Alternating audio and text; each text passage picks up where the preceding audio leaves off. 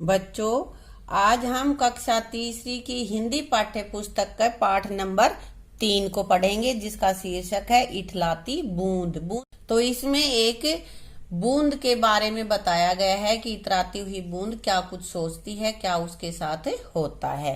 तो यहाँ पे है, नन्ही सी बूंद सागर की लहरों पर झूलती झूमती इठला रही थी। यानी कि एक बूंद, सागर क्या होता है, समुद्र होता है, उसकी लहरों के साथ झूलती झूमती हुई इठला रही थी, यानी कि इतरा रही थी, प्रसन्न हो रही थी। उसका मन कल्पना की उड़ान भर रहा था। लहरों के झूले झूलती हुई बूंद सोच रही थी, काश मैं आसमान के बादलों के संग उड़ती। वो क्या सोच रही है कि मैं आसमान में होती तो बादलों के साथ, जिधर बादल जाते वहीं मैं जाती, और वहां से खेतों को देखती, बाग बगीचों को निहारती, निहारती मतलब देखती, बड़े बड़े वृक्षों की ऊंची चोटियों को देखती। वृक्ष क्या होता है, पेड़। यह सोचते सोचते उस पर सूर्य की किरणों का चौंधा पड़ा, यानी कि सूर्य का प्रकाश पड़ा, और सूरज के ताप से गर्माहट पाकर वह भाप बनकर आसमान में उड़ चली। और सूर्य की गर्मी से पानी भाप बन जाता है। जब कोई किसी पानी को हम गैस पे या रखते हैं और उबालते हैं तो भाप बनती है ना, तो इसी तरह से समुद्र में जो पानी है उसके ऊपर सूर्य का प्रकाश पड़ता है तो वो बेटा भाप बन के ऊपर चला जाता है आसमान में।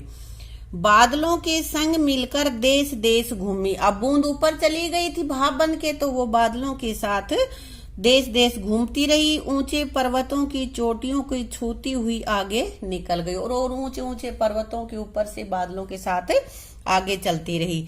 खेतों और बाग बगीचों को देखकर वह कुछ उदास हुई। खेत उतने हरे न थे जितना वो सोचती थी, बगीचों में फूल उतने रंगीले न थे, बागों में फल उतने रसीले न थे जितने उसने सोचे थे। मतलब जैसा वो सोच रही थी, जब वो समुद्र की लहरों के साथ झूल रही थी तब सोच रही थी, तो उसने ऊपर से देखा तो वो सारी चीजें उतनी सुंदर नहीं दिखाई दी थी। किसान बार बार आसमान की ओर ताक रहे थे। ताकना मतलब एक टक लगा के देखना। उसके चेहरे पर उदासी थी। वो सूखे खेतों को देखकर निराश थे। तो किसान, बारिश नहीं हो रही थी इसलिए उनके खेत जो थे वो सूख रहे थे, और उनको देख के वो बड़े उदास हो रहे थे।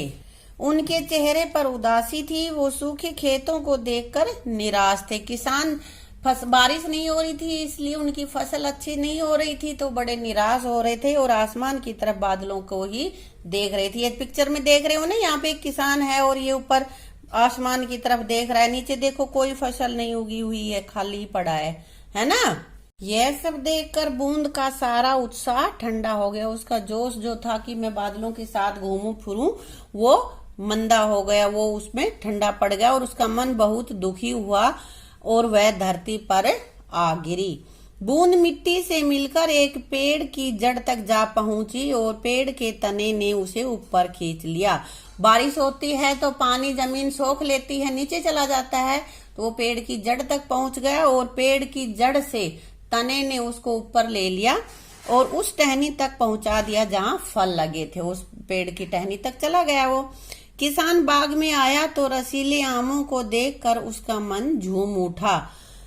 तो किसान जब खेत में आया तो देखा कि उसके पेड़ पे, आम के पेड़ पे बहुत सारे आम लगे हुए हैं, तो वो बहुत खुश हुआ। उन्हें टोकरे में लेकर जब वह बाजार पहुंचा तो मीठे रसीले आम हाथों हाथ बिक गए, और आम को जब वो तोड़ के बाजार में ले गया तो वो बहुत जल्दी से ही बिक गए। जानते हो उस बूंद का क्या हुआ? बूंद जो जमीन में चली गई थी, उस बूंद का क्या हुआ बताओ? नहीं पता?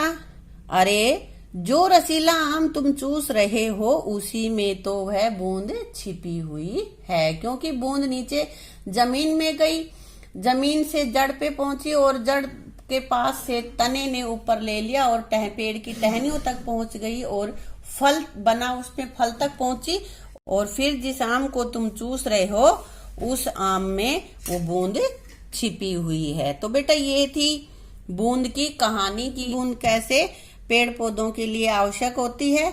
बेटा आगे इसके वर्ड मीनिंग है और इसका अभ्यास है, ये हम इसके कल के वीडियो में करेंगे। Thank you.